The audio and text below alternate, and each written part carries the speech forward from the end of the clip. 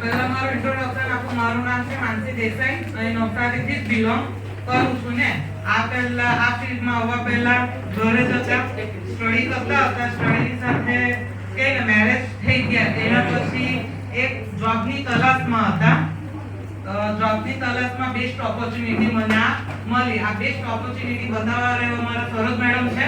એકવાર એમને જોરદાર તાળી થઈ જાય.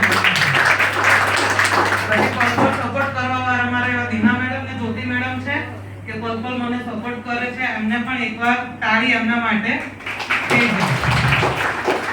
એવા આપણા ગ્રેટ ગુરુ મહાગુરુ નિતેશ અને કાજલ મેડમ માટે પણ એકવાર તાળી થઈ જાય. પણ છે ને ત્યાં આપણને કહે છે ને કે કામ આપણું અગાડી ચાલે છે. આપણા ઘરમાં પેલું કે દાદા દાદી હોય ને બીમાર પડ્યા હોય ને બધું હોય તો કેવું આપણને કાળજી લે.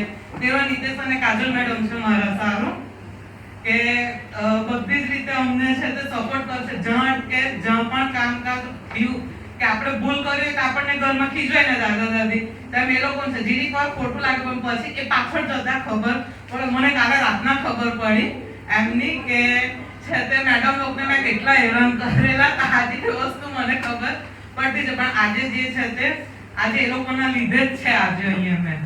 પ્લસ સાથે જો ઓપોર્ચ્યુનિટીની વાત કરું તો આવી સ્ટાર્ટિંગમાં જ્યારે આવી જોઈનિંગ થયું ત્યારે મને કંઈ ખબર પડતી નહીં હતી શું કરવાનું. એક ક્વેશ્ચન માર્ક સામે આવી ગયો. બેઠેલા પણ બધાને બહુ બધું હશે ને મગજમાં. જોઈનિંગ થયા પછી પણ ક્વેશ્ચન માર્ક આવી ગયેલો ને મને પણ આવેલો કે યાર શું કરવાનું. પછી એક વિચાર એ પણ આવ્યો કે આપણે બાલ મંદિરમાં જઈએ તો એકલો તો શીખીએ ને તેમ આ વસ્તુ પણ આપણે અહીંયા શીખવી પડે છે ને. 3 મહિનાના ચક્કરમાં આજે 3 વર્ષ થઈ ગયા છે ને. કન્ફર્મ તો થયું કે જ્યારે જેમ સમય ગયો જેમ જાણતા ગયા ત્યારે કન્ફર્મ થયું કે કરવું તો એમઆઈ લાઈફસ્ટાઈલ જ છે. પણ ડબલ કન્ફર્મ ક્યારે થયું? બધાને વિચાર થતો હશે કે કન્ફર્મ કે ને ડબલ કન્ફર્મ પણ થયું. પણ જ્યારે મેં 2 મહિના ઘરે બેઠી ને ત્યારે મને ખબર પડી કે એમઆઈ લાઈફસ્ટાઈલ શું છે. 2 મહિના ઘરે બેઠી ત્યારે પણ ઇન્કમ મારી સેટ હતી. મારી આવી 0% મહેનત એ પણ આવી. તો આપણે એવી કઈ જોબ છે કે આપણને ત્યાં 10-15 દિવસ રજા પાડે તો આપણને પાછા ત્યાં લેશે કે ફોન મેસેજ કા મેલ આવી જશે ને આપણા પર કે તમે હવે જોબ પર નહીં આવતા. પણ એક આ જ કંપની એવી છે કે મેં 2 મહિના ઘરે બેઠી જ્યાંથી છોડ્યું ને ત્યાંથી મને પાછી કામની શરૂઆત મેં કરી. તેમાં પણ બધાએ સપોર્ટ કર્યો અને ઇન્કમ પણ લીધી. મારી કોઈ મહેનત અંદર હતી નહીં. મારા જે પણ છે તે મારા અપ્લાયન્સ અને મારી ટીમે જે પણ કામ કર્યું ને તેનું મને ફળ ત્યારે મળ્યું. ત્યારે મને થયું કે નહીં જે પણ છે તે એમઆઈ લાઈફસ્ટાઈલ છે. તો કે ને કે જીએંગે પણ એમઆઈ લાઈફસ્ટાઈલ મરે કે બી એમઆઈ લાઈફસ્ટાઈલ ને. હું માનસી દેસાઈ કઈ નહીં મળે આ ફિલ્ડમાં. જે છે તે ટીમના અપલાઈનના લીધે જ માનસી દેસાઈ છે ને.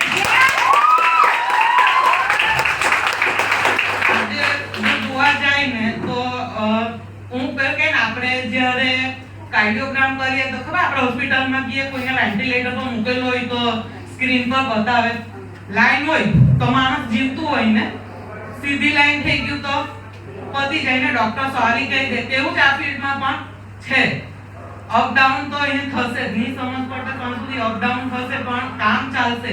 આજે મને મારી ડીટીસી ની ખુશી નહીં મળે પણ મારી ટીમમાં ઓલ ટીમ મારી છે. સંકલ્પ 1 ને 2 તે પર એ લોકો આજે સ્ટેજ પર આવ્યા ને તો આજે છે તે એ લોકો ની ખુશી મને વધારે આજે છે. મને મારી નહીં મળે. હંમેશા સર મેડમ ને બધા જ કહે છે કે સૌથી ખુશી આપણી ટીમની બનાવી જો એ લોકો કે નલ્લી વસ્તુ એ લોકો સ્ટેજ પર આવ્યા. હું 100% ની ગેરંટી કહું છું કે જેટલા પણ પ્રોગ્રામ થશે ને હું સ્ટેજ પર નહીં આવું. મારી ટીમને હું સ્ટેજ પર ગમે તે રીતે નલ્લા સેલિબ્રેશનમાં પણ હું લાવવા.